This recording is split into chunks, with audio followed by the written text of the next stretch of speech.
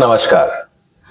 President Trump लगातार भारत को धमकी दे रहे हैं और धमकी का कारण यह है कि आप रशिया से क्यों डील कर रहे हैं। India should not deal with Russia, यह बात बार बार वो कह रहे हैं, लेकिन उनके अपने दोस्त और अमेरिका खुद रशिया से कितना व्यापार कर रहा है, इसको भी समझना जरूरी है। इसीलिए आज की चर्चा में मैं आपके सामने कुछ आंकड़े लेके आया हूं। अगर आप देखेंगे तो चौंक जाएंगे कि किस तरह से वेस्टर्न वर्ल्ड का दोगला जो व्यवहार है डेवलपिंग वर्ल्ड के साथ, यह चौंकाता है। हालांकि चौंकाने वाली बात नहीं है, क्योंकि पिछले 70 साल हमने यही देखा है। लेकिन जैसे जैसे और प्रूफ सामने आ रहे हैं, यह बात पक्की तरह से समझ में आ रही है कि जो वेस्टर्न वर्ल्ड है, यूरोप और अमेरिका, वो चाहते ही नहीं कि एशिया में और खासकर भारत कोई आगे बढ़ सके और इस दुनिया में अपनी जगह बना सके। इतनी इनसिक्योरिटी प्रेसिडेंट ट्रंप और उनके दोस्तों को क्यों है? यह शायद इसलिए कि वो चाहते ही नहीं कि उनको कोई चुनौती दे सके। लेकिन आज जो हम चर्चा करेंगे वो इसी बात की करेंगे कि कौन सा देश कितना व्यापार करता है और क्या खरीदता है, क्योंकि ये चीजें जो मेनलाइन मीडिया है वेस्टर्न वर्ल्ड का, वो आपको नहीं बताएगा। और ना ही प्रेसिडेंट ट्रंप कभी इस बात के लिए मुंह खोलेंगे कि उनके अपने देश और अपने साथी किस तरह से उनका खुद का मजाक उड़ा रहे हैं, और जिसको वो बोलते हैं फंडिंग ऑफ द वॉर, कि जो यूक्रेन वॉर है वो एक्चुअली ये वेस्टेड इंटरेस्ट है यूरोप और अमेरिका का। वो अपनी इकोनॉमी बचाना चाहते हैं और दूसरी तरफ अपने हथियारों को, अपने बाकी जो डिफेंस इक्विपमेंट्स हैं, उनको लगातार यूरोप को बेचकर मुनाफा भी कमाना चाहते हैं। तो दोस्तों, इस वीडियो को शेयर करिएगा, इस चैनल को सपोर्ट करिए और सब्सक्राइब भी करिए, क्योंकि इस तरह का डिटेल्ड डेटाबेस जानकारी शायद आपको और कहीं नहीं मिलेगा। तो शुरुआत करते हैं आज की किस तरह से जो यूरोप के देश हैं वो लगातार रशिया से मतलब व्यापार कर रहे हैं और भारत को नसीहत दे रहे हैं कि हम व्यापार करना बंद कर दें। इससे अच्छा मजाक और क्या हो सकता है। सबसे पहले बात हम करते हैं दोस्त जर्मनी की। अगर आप जर्मनी को देखते हैं तो बगैर फ्यूल के तो वहां गुजारा होता नहीं। अगर आज रशिया चाहे तो वहां गैस की सप्लाई बंद कर दे तो यूरोप में हाहाकार मच जाए। तो क्या खरीद रहे हैं ये? गैस खरीद रहे हैं, मेटल खरीद रहे हैं, फर्टिलाइजर खरीद रहे हैं और फार्मा इंग्रेडिएंट्स खरीद रहे हैं। अमेरिका से क्यों नहीं लेते? बाकी देशों से क्यों नहीं लेते? अगर रशिया से नहीं लेंगे तो चाइना से लेना पड़ेगा, किसी और देश से लेना पड़ेगा। लेकिन इनको पता है कि जो चीज, जो क्वालिटी रशिया शायद दे रहा होगा, वो शायद चाइना के पास भी नहीं होगी, नहीं तो ये पहले ही जाके चाइना से ले लिए होते। करीब 24-25 में $30 बिलियन का इन लोगों ने, सिर्फ जर्मनी ने व्यापार किया है। और सबसे इंपॉर्टेंट बात, लॉन्ग टर्म कॉन्ट्रैक्ट है इनका। छोटा नहीं है कि आज ये जाके डिस्कनेक्ट कर दें, क्योंकि इंपॉर्टेंट चीज ये है कि अगर ये कॉन्ट्रैक्ट को ऑनर नहीं करेंगे तो फिर पेनल्टीज भी काफी होंगी। फिर एल्यूमिनियम और पैलेडियम, जो इनकी अपने न्यूक्लियर और इंडस्ट्रियल यूज में आता है, ये भी रशिया से लेते हैं। नीदरलैंड खुद अपने यहाँ पे बहुत बड़ा कंजम्पशन सेंटर नहीं है, लेकिन ये गेटवे टू यूरोप कहा जाता है। इसीलिए आप देखेंगे जो क्रूड आता है शिप टू शिप, कभी कभी ये बोलते हैं कि साहब हमने नहीं लिया, ये जो हाई सीज में भी ट्रांजैक्शन हो जाते हैं। करीब $42 बिलियन का इन्होंने व्यापार किया और ये हब है रीडिस्ट्रीब्यूशन इन यूरोप। इस बात को भी हमें समझना होगा। अब हम बात करते हैं दोस्तों बाकी देशों की, जैसे इटली। अब इटली की जब हम बात कर रहे हैं, यहाँ पे वो भी गैस ले रहा है, फर्टिलाइजर ले रहा है, एल्यूमिनियम ले रहा है और करीब $25 बिलियन का व्यापार इटली ने किया है। ये लीगेसी डील है, क्योंकि बगैर एनर्जी के इटली का जो इकोनॉमी है वो बैठ जाएगा। बेल्जियम, इनको डायमंड भी चाहिए, गैस भी चाहिए, फर्टिलाइजर भी चाहिए। करीब 12 से 15 बिलियन डॉलर का व्यापार है। और डायमंड जो है, इनका पूरा का पूरा जो लूप होल है, स्मगलिंग होकर डायमंड आज भी रशिया से आते हैं और इनका व्यापार चलता है।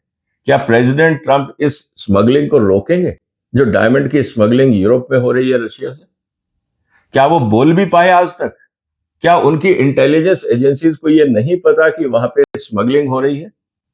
भारत को तो नसीहत देते हैं, लेकिन अपने ही दोस्तों के कुकर्मों को नजरअंदाज कर देते हैं।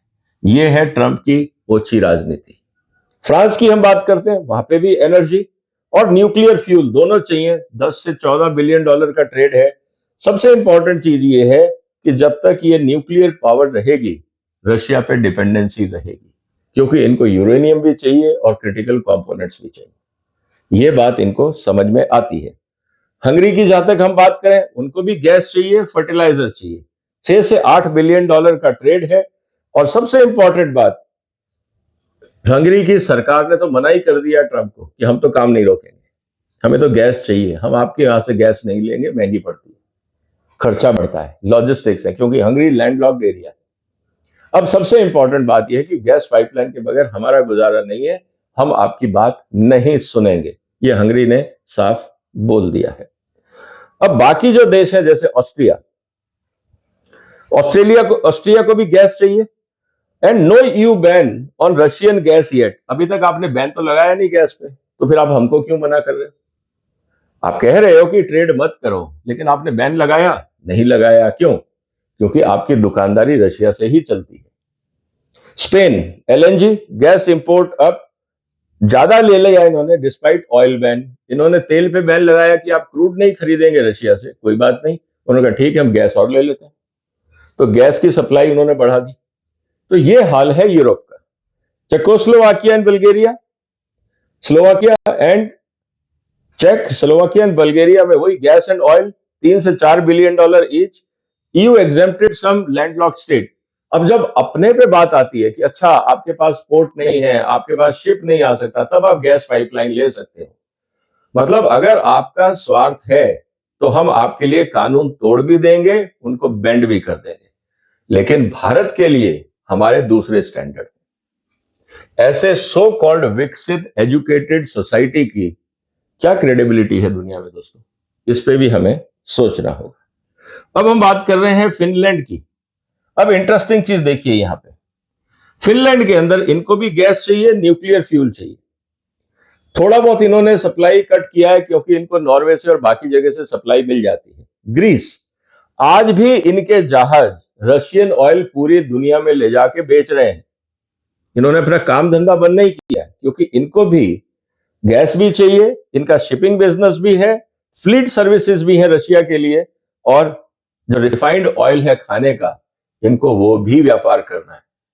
क्योंकि अगर ओलिव ऑयल वहां होता है, बाकी चीजें होती हैं, तो किसको बेचेंगे? रशिया मार्केट है। क्या अमेरिका खरीद रहा है सारा माल? नहीं खरीदना चाहता, वो तो टैरिफ लगाना चाहता है। तो कहने का मतलब है कि यूरोप भी अमेरिका की ये जो कहानी है, इसको बाई करने को तैयार नहीं है। लेकिन प्रेसिडेंट ट्रंप की प्रॉब्लम यह है कि लगातार भारत को धमकाया जाए। रोमानिया की हम बात करते हैं, उनको भी फर्टिलाइजर चाहिए, कोल चाहिए, लेकिन वो ले रहे हैं वाया टर्की। इस बात को आप समझिएगा, ये सेकेंडरी ट्रेड फ्लो है। डायरेक्ट नहीं लेगा रोमानिया, लेकिन किसी और के रास्ते से लेगा। ये बीच में मिडिल मैन रखते हैं और ये खेल खेलते हैं। आप ये मत समझिए कि अमेरिकन और यूरोपियंस दूध के धुले हैं। जितना उन्होंने दुनिया के रिसोर्सेज का मिसयूज और प्लंडर किया है, और इस देश को जितना पॉल्यूट किया है अमेरिकन और यूरोपियंस ने मिलकर, आज पूरी दुनिया को ये डिसिप्लिन सिखा रहे हैं, क्लाइमेट चेंज क्यों जरूरी है, इन्वेस्टमेंट क्यों जरूरी है सिखा रहे हैं, पीस क्यों जरूरी है। जिन्होंने पूरी दुनिया को बर्बाद किया आर्थिक रूप से और पर्यावरण के रूप से, वो ही दुनिया को आज भाषण दे रहे हैं। पोलैंड की जहां तक बात है, faced out direct fuel import but still importing other goods, mostly metals and chemicals. तो दोस्तों, मैं आपको ये बताना चाह रहा था कि ये जो ट्रंप साहब की धमकी है, ये भारत को धमकाने का प्रयास है, नीयत में खोट है। अगर इनकी वास्तव में नीयत सही होती तो सबसे पहले अपने दोस्तों को बोलते कि कल से कोई नहीं खरीदेगा। इनकी एक बार भी जबान नहीं खुली ये कहते हुए कि भाई यूरोप जब खरीद सकता है तो इंडिया क्यों नहीं खरीद सकता। और क्या ये जो पैसा जा रहा है बिलियंस ऑफ डॉलर्स रशिया में, क्या ये वॉर फंडिंग नहीं है? क्या ये यूक्रेन की वॉर में पैसा काम नहीं आ रहा होगा? और ये तो दोस्तों वो है जो ऑफिशियल रिकॉर्ड है। और कितना स्मगलिंग होता होगा, और कितना माल यूरोप का रशिया जाता होगा स्मगलिंग पे। ये तो मैंने बताया कि ये रशिया से कितना खरीद रहे हैं, और कितना प्रोडक्ट आज की तारीख में स्मगल होके यूरोप से रशिया जा रहा होगा। कभी आपने इसकी कल्पना करी है? इस बात को समझना होगा। इसीलिए ये जो ट्रंप साहब की गीदड़ भभकी है, ये भारत को डराने का प्रयास है। और मुझे लगता है कि भारत सरकार इस तरह के जो दोगले राजनेता हैं उनको दुनिया में एक्सपोज करेगी।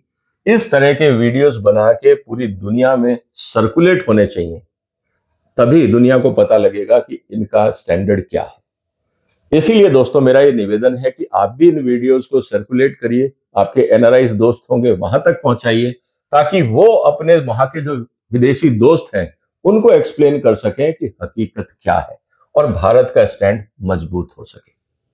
उम्मीद है दोस्तों आप इस वीडियो को सर्कुलेट करेंगे, इस चैनल को सपोर्ट करेंगे, सब्सक्राइब करेंगे।